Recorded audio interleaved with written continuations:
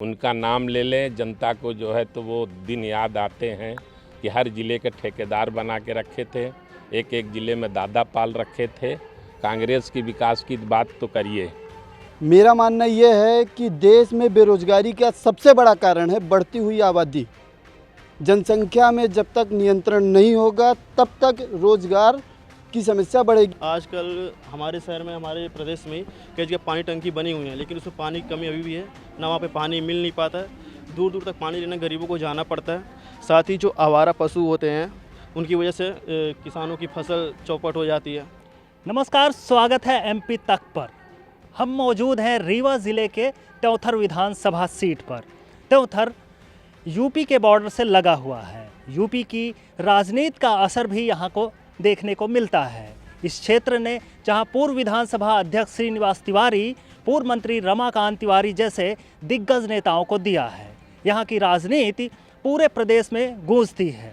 यह क्षेत्र यूँ तो कहें विकसित है, लेकिन मूलभूत सुविधाओं से अछूता है। इस क्षेत्र ने क्या पाया, क्या खोया, इस पर आज हम बात करेंगे, लोगों से जानेंगे कि आखिरकार यहाँ कितना विकास हुआ। इसके लिए हमारे साथ कांग्रेस, भाजपा के साथ ही तमाम जनप्रतिनिधि यहाँ पर मौजूद हैं। तो शुरुआत करते हैं भारतीय जनता पार्टी से कि आखिर उन्होंने इस क्षेत्र पर क्या विकास किए।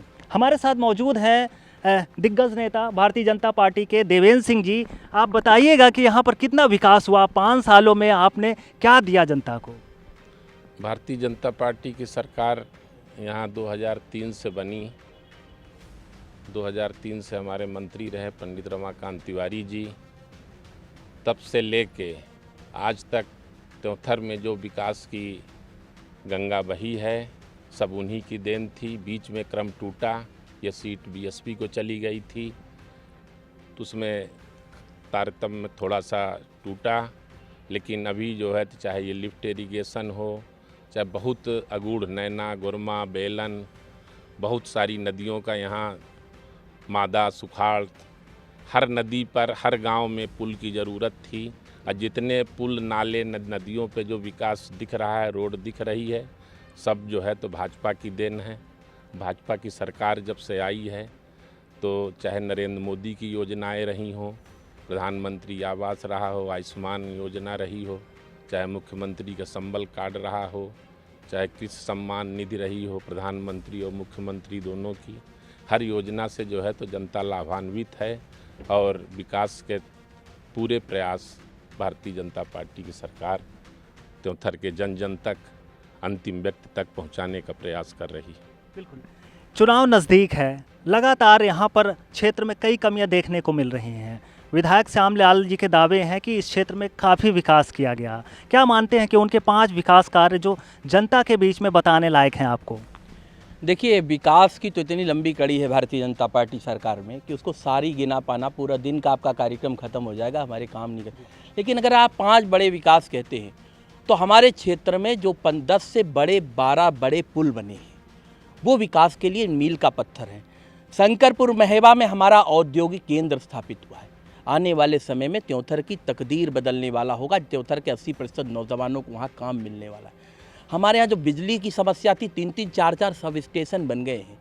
सड़कों का जाल बिछ गया है। अब कोई ऐसी सड़क नहीं है जिसमें खराब गड्ढे बचे हों। मैं आपको 2003 के पहले का स्मरण करा दूं। यहाँ से रीवा जाने के लिए अपन सुबह चलते थे तो इस पर भरोसा नहीं था कि शाम को अपन रीवा पहुँच जाएंगे। जांग बराबर गड्ढे थे। हम लोग उसमें लता लगा करके विरोध करते थे कि दिग्विजय सिंह ने मछली पालने के लिए गड्ढे बनवा रखे। तब अब 1.5 घंटे, 1 घंटे में रीवा, आधे घंटे में इलाहाबाद। हम चतुर्दिक विकास से जुड़ चुके हैं। सारी समस्याओं का समापन 5 वर्षों में संभव नहीं है, लेकिन अधिकतर समस्याओं को भाजपा ने छुआ है और अधिकतर समस्याओं के निदान पर काम किया।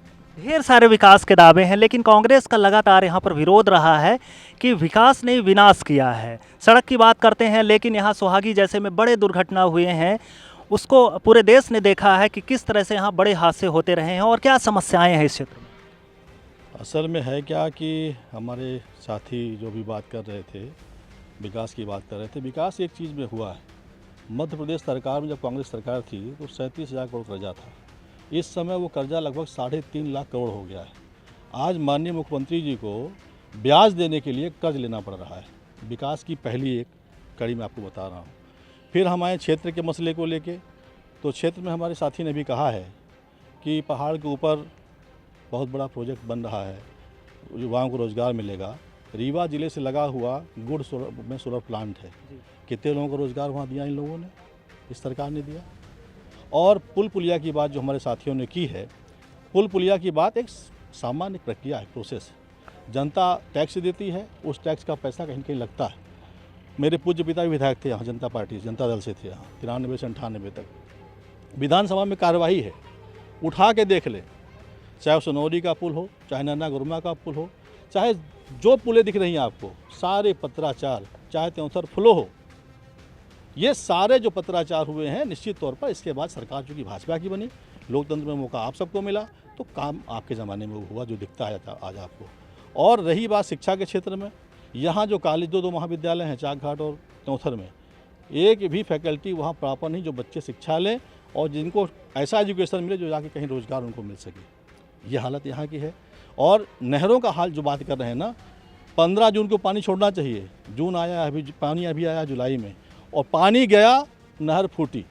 मैं नहीं कह रहा हूँ, आप थोड़ा सा घूमेंगे यहाँ क्षेत्र में, माननीय विधायक जी यहाँ होते, सांसद जी होते तो और अच्छा होता। आप देखें जाके नहरों का हाल क्या है। तो किसान यहाँ परेशान है, नौजवान यहाँ परेशान है। विकास कुछ चंद लोगों को तो जरूर सीमित है, जैसा हमको आपको सबको दिखता है। इस देश के अंदर लगभग 350 लोगों ने इस देश की नागरिकता छोड़ दी है। वो सारे लोग हैं, वो सारे लोग जहाँ के हमारे माननीय प्रधानमंत्री जी आते हैं, जिन राज्यों से हमारे और तथाकथित नेता आते हैं, वो सब विदेश चले गए यहाँ का बहुत सारा पैसा लेके। क्या बात करते हैं, 55 लाख करोड़ का कर्जा केंद्र पर था, 155 लाख करोड़ कर्जा हो गया। ये है विकास क्या?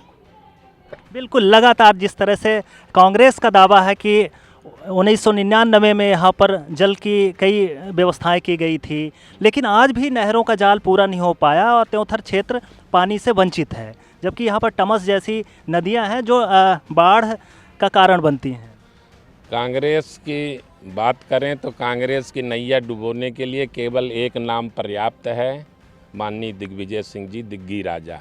उनका नाम ले लें, जनता को जो है तो वो दिन याद आते हैं कि हर ज़िले के ठेकेदार बना के रखे थे, एक एक ज़िले में दादा पाल रखे थे।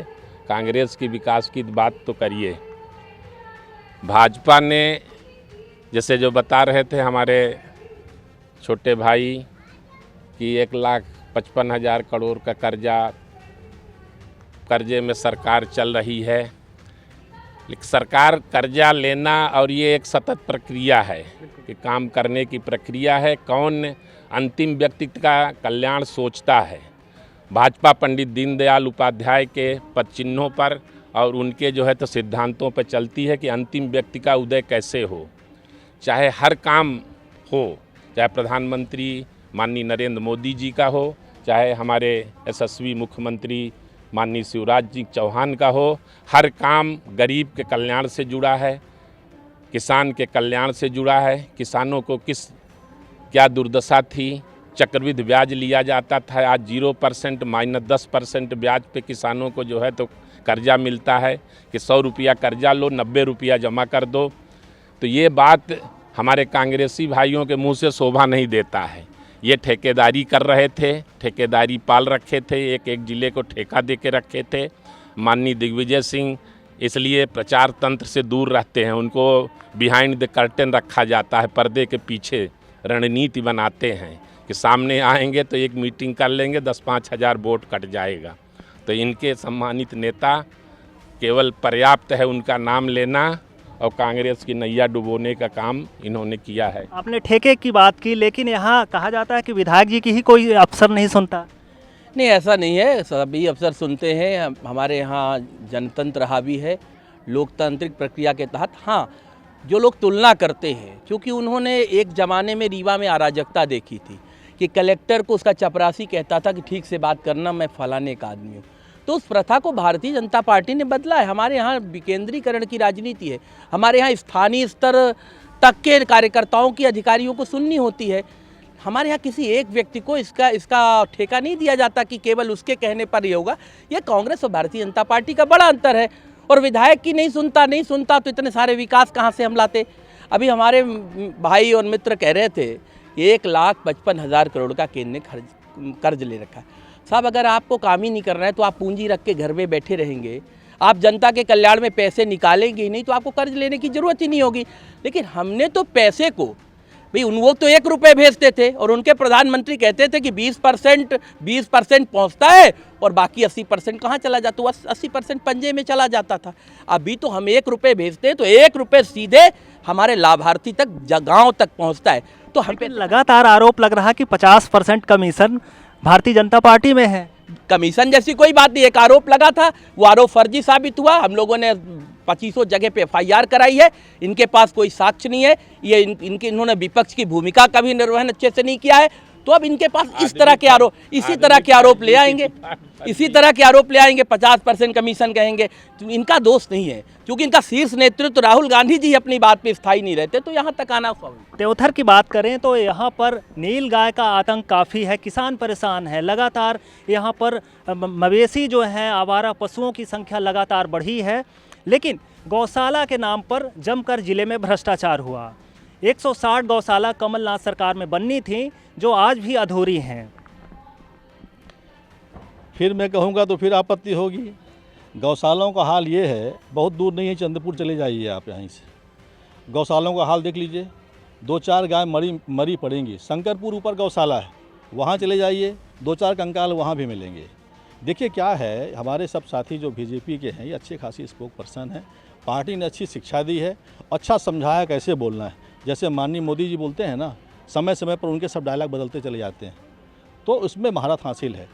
आने वाले चुनाव में जो 2 महीने बाद होगा, उसमें निश्चित तौर पर विकास की असली गाथा मध्य प्रदेश जनता लिखेगी कि विकास होता क्या है। और आरोप प्रत्यारोप तो लगाना बहुत सामान्य बात है। रही बात हमारे नेता दिग्विजय सिंह जी की बात आपने कही, दिग्विजय सिंह जी का 10 साल का जो कार्यकाल था, आज जितनी नौकरियां मिल हैं घर में, सबके घर में हैं, जो यहाँ खड़े हुए लोग हैं, कोई गुरुजी हुआ था, कोई आंगनबाड़ी कार्यकर्ता, कोई उषा कार्यकर्ता, कहीं भी गए थे ये लोग, तो आज जो हज़ारों हज़ार नौकरियां हैं वो दिग्विजय सिंह जी के देन हैं। हम मानते हैं कि हमारे दिग्विजय सिंह साहब से, उस सरकार से एक चूक हुई, उन्होंने पैसे का बंदर बांट इस तरीके से नहीं किया। कहीं ना कहीं बिजली और सड़क हमारी सरकार जाने का मैं स्वीकार करता हूँ, सज़ा उसकी हम लोगों को मिली, लेकिन उन्होंने प्रदेश को बेचा नहीं है, उन्होंने देश को बेचा नहीं है। यहाँ के नौजवानों पर 42,000-45,000 रुपये का प्रत्येक पैदा होने वाले बच्चे पर कर्जा नहीं लाद दिया, ये उन्होंने किया है।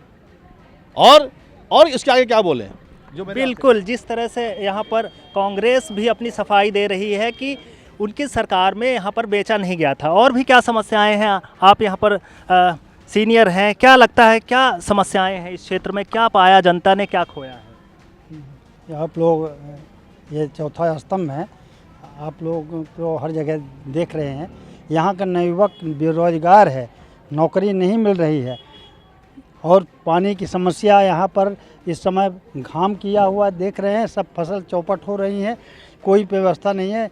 आती 1-2 दिन के लिए नहर आती फिर चली जाती है, बीच में लोग बाग, कोई सुरक्षा करने वाला नहीं है। और ये सब आज व्यापम कांड देख लीजिए, आप पटवारी कांड देख लीजिए, ना जाने कितने कांड देखने को मिल रहा है, सुनने को मिल रहा है। यही हाल है इस सरकार में। जी बिल्कुल, यहाँ पर युवाओं के लिए रोजगार नहीं है। क्या लगता है आपको कि यहाँ पर रोजगार नहीं मिल पा रहा? नहीं मिल रहा है, क्यों नहीं मिल रहा है? जो उसके योग्य है उसको मिल रहा है, जो नहीं है तो उसको नहीं मिल रहा है। आप लोग भी आ जाइए, आप लोग युवा हैं, आप बताइए कि क्या समस्याएं हैं युवाओं की। आइए बताइए। आपने कहा रोजगार न मिलने की बात कह रहे हैं। मैं भी युवा हूँ, मैं स्वयं रोजगार कर रहा हूँ। मेरा मानना ये है कि देश में बेरोजगारी का सबसे बड़ा कारण है बढ़ती हुई आबादी। जनसंख्या में जब तक नियंत्रण नहीं होगा तब तक रोजगार की समस्या बढ़ेगी। क्योंकि हम अकेले थे, हमारे 12 बच्चे हो गए, दूसरे के 8 बच्चे हो गए, संख्या बढ़ेगी। न तो लैंड भरना है, ज़मीन जो है जितनी है उतनी रहेगी, किंतु उपयोग करने वाले, अब हम अकेले किसान थे, हमारे 4 बच्चे हो गए तो उनको, हमारे पास 10 बीघा थी, उनको 2.5 बीघा मिली। ऐसे करके समस्या बढ़ने का ये प्रमुख कारण है। मेरा मानना है शिक्षा की ओर अगर हम जाएंगे तो हमें रोज़गार मिलेगा, अगर हम शिक्षा को नहीं धारण करेंगे तो हम रोज़गार विहीन रहेंगे। इस क्षेत्र में नील गाय से किसान परेशान हैं, उनको लगातार फसलों को खा जाते हैं, जिससे किसानों को काफ़ी नुकसान होता है। सरकार जो है जंगल विभाग को निर्देशित कर रखी है कि जो लोग उसकी शिकायत करते हैं जंगली जानवरों की कि रोज़ हमारे फसल नष्ट करते हैं, तो जंगल विभाग उन किसानों को सहायता राशि देती है। जो लोग किसान आवेदन जंगल विभाग में फॉरेस्ट में देते हैं, फॉरेस्ट वाले पटवारी से जांच कराकर उनको बाकायदे भुगतान करते, चूँकि जंगल सारे लोगों ने कब्जा कर रखा है। जंगल जो था उसको कहीं ना कहीं अपन लोग कब्जा कर लिए हैं, तो जंगली जानवर किसानों के खेत में जाते हैं।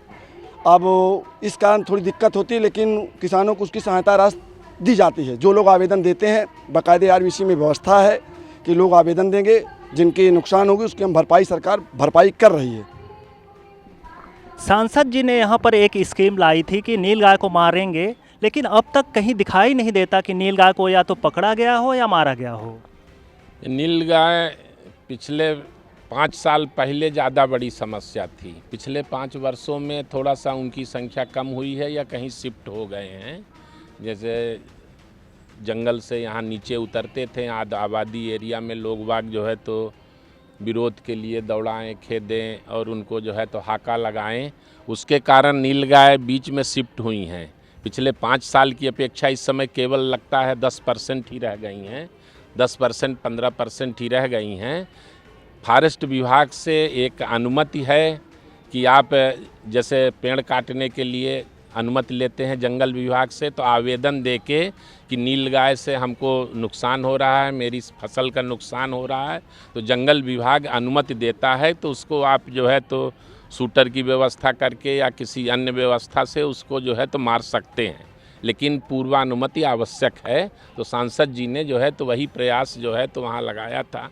सांसद में एक प्रश्न लगाया था कि नीलगाय से परेशान है रीवा की जनता, तो उस पर जंगल विभाग ने अनुमति दी थी। यही अनुमति उत्तर प्रदेश के कई ज़िलों में प्राप्त होती है किसानों को। किसान आवेदन लगाता है और किसान को अनुमति मिलती है कि आप अपने लाइसेंसी बंदूक है और किसी अन्य व्यवस्था से शूटर की व्यवस्था किराए से करके आप मरवा सकते हैं। इस क्षेत्र में लगातार पलायन भी जारी है। किसानों की खेती चौपट होती है, रोजगार की सुविधा नहीं है, इसलिए पलायन करते हैं। और किस तरह की समस्याएं यहाँ देखने को मिलती हैं? देखिए, यहाँ पर जो अभी आवारा जानवर की बात चल रही थी, नीलगाय की, सबसे बड़ी समस्या आवारा जानवर की है। सड़कों पे गुजरिए तो आप अभी सुहागी पहाड़ से मैं आया हूँ तो 2 गाय सड़क पे मरी पड़ी हुई, आप लोग भी आए होंगे, देखे होंगे। सबसे बड़ी समस्या आवारा जानवर की है। जो गौशालाएँ हमारे जो पूर्व में बनी थी, यदि उनको संचालित किया जाता तो निश्चित तौर पर इस समस्याओं से किसानों को निजात मिलता। और जो बेरोज़गारी की बात है, बेरोज़गारी एक बड़ी समस्या। हमारे यहाँ युवा साथी ने कहा जनसंख्या निश्चित तौर पर एक बड़ा स्केल है समस्या का। लेकिन जब हम स्किल्ड पर्सन तैयार करते हैं, दुनिया भर के इंजीनियरिंग कॉलेज हैं, मेडिकल कॉलेज हैं, तो हमारा प्रयास ये होना चाहिए कि हम उनको अवसर दें, उनको हम जॉब की सिक्योरिटी भी दें। इंजीनियर आज सस्ता है, ड्राइवर आज महंगा है इस देश के अंदर, इस प्रदेश के अंदर। आप ड्राइवर लेने जाइए तो 15,000 में मिलेगा और इंजीनियर लेने जाइए तो 5,000 6,000 में मिलता है। ये व्यवस्था है माननीय मोदी जी की, माननीय शिवराज जी की। बिल्कुल, लगातार यहाँ पर किसानों की समस्या तो है ही है, साथ में बिजली पानी जैसी मूलभूत सुविधाएं भी हैं। क्या लगता है युवाओं के लिए खास तौर से यहाँ पर पलायन जैसी समस्या है, रोजगार नहीं है? जी सर, सबसे पहले एमपी तक न्यूज़ देखने वालों को धन्यवाद। मैं कमांडो सेना का एक सदस्य हूँ सर, हमारे भी थोड़ा बाहर गए हुए हैं।